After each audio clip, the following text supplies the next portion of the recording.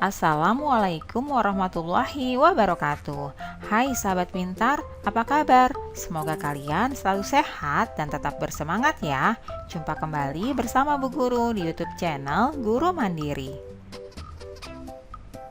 Kali ini kita akan belajar materi untuk kelas 6, tema 3, tokoh dan penemuan, subtema 2, penemuan dan manfaatnya, pembelajaran kedua. Nah, apakah kalian sudah siap? Namun sebelum kita mulai, silakan berdoa terlebih dahulu ya. Anak-anak, tahukah kamu siapakah penemu jam? Lalu, apa manfaat dari temuannya untuk kehidupan sehari-hari? Berikut ini penemuan jam mekanik. Simak baik-baik ya. Anak-anak, penemuan jam mekanik ini dibagi menjadi 3 rentang waktu. Yang pertama adalah tahun 1430. Saat itu, masyarakat Eropa mengenal jam yang menggunakan pegas. Kemudian di tahun 1656 terjadi perkembangan yang pesat dengan ditemukannya jam lonceng. Pada jam ini sudah terdapat jarum penunjuk menit. Kemudian pada tahun 1920 ditemukan jam saku dan kemudian ditemukan jam tangan. Manusia terus melakukan inovasi untuk memiliki penunjuk waktu yang semakin tepat dan dapat digunakan sesuai kebutuhan pribadi. Sekarang, teknologi jam sudah jauh lebih berkembang. Selain jam mekanik, ada pula jam elektronik, contohnya jam digital.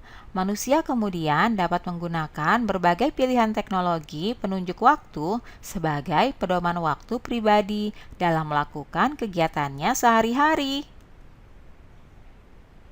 Nah, anak-anak, diskusikanlah pertanyaan-pertanyaan berikut ini ya. Yang pertama, mengapa penemuan jam berkembang dari waktu ke waktu? Karena jam menjadi patokan waktu sehingga terus dikembangkan agar mampu menunjukkan waktu yang lebih akurat dan juga pasti. Selanjutnya, apa manfaat jam dalam kehidupan sehari-hari? Manfaatnya yaitu sebagai penunjuk waktu. Nah, anak-anak, jam adalah pengukur waktu yang sangat erat dengan kehidupan manusia ya. Dengan adanya jam, kita dapat menentukan waktu untuk melakukan aktivitas. Dengan mengatur waktu yang baik, kita menjadi pribadi yang disiplin waktu. Siti juga berusaha untuk menjadi pribadi yang disiplin waktu. Ayo kita simak cerita Siti. Jam membantu Siti tepat waktu. Siti selalu menggunakan jam untuk mengatur kegiatannya sehari-hari. Siti bangun pagi pukul 5 tepat. Setelah ibadah dan mandi, Siti sarapan pagi. Lalu Siti berangkat sekolah pukul 6 tepat. Siti berangkat sekolah dengan berjalan kaki karena jarak rumahnya yang tidak terlalu jauh. Siti menempuh perjalanan 20 menit. Bel masuk sekolah yaitu pukul 6:45 menit. Siti hampir tidak pernah terlambat untuk datang ke sekolah. Ia selalu berusaha untuk disiplin datang tepat waktu ke sekolah. Siti pulang sekolah pukul 14 tepat. Ia langsung pulang ke rumah. Sesampainya di rumah, Siti istirahat, lalu pukul 16 tepat Siti mandi. Setelah ibadah dan makan malam, Siti pun belajar. Ia belajar pukul 19 tepat sampai dengan pukul 20:30 menit. Ia lalu mengerjakan PR, belajar untuk materi esok hari, atau belajar untuk persiapan tes. Siti juga mengumpulkan tugas-tugasnya tepat waktu. Siti melakukan kegiatan sehari-harinya dengan teratur. Ia belajar menjadi pribadi yang disiplin terhadap waktu. Nah, anak-anak, berdasarkan cerita Siti di atas tadi, jawablah pertanyaan berikut ini ya. Yang pertama, hal baik apa yang sudah dilakukan Siti?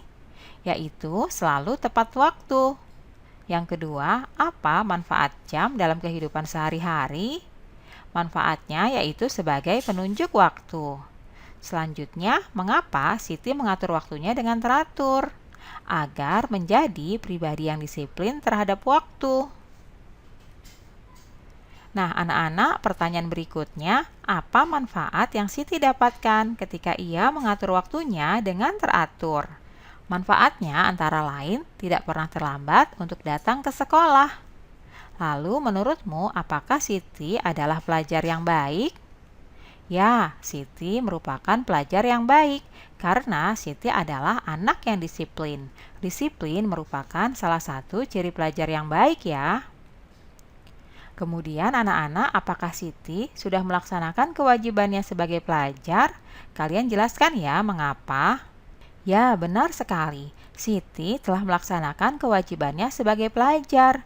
Disiplin dengan waktu merupakan kewajiban sebagai pelajar ya.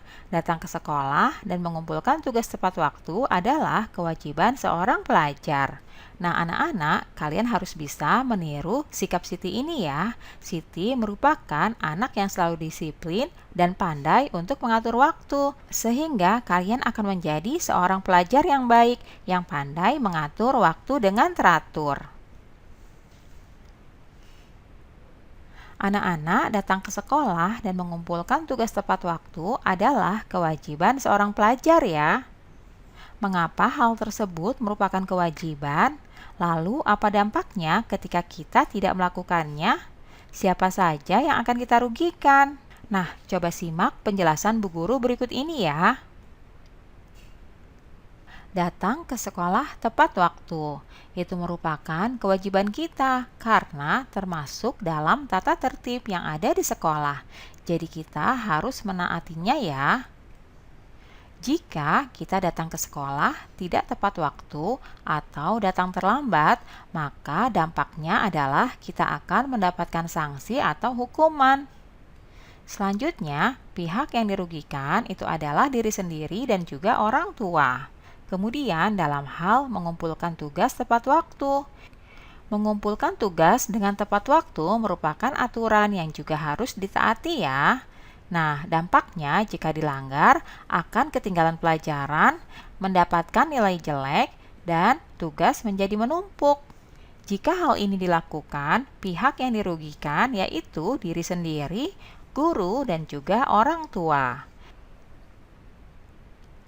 Berikut ini adalah contoh kewajiban di rumah. Di antaranya, membantu orang tua membersihkan rumah, menghormati dan menghargai seluruh anggota keluarga, belajar, mengerjakan PR atau pekerjaan rumah, dan juga menjaga kebersihan rumah.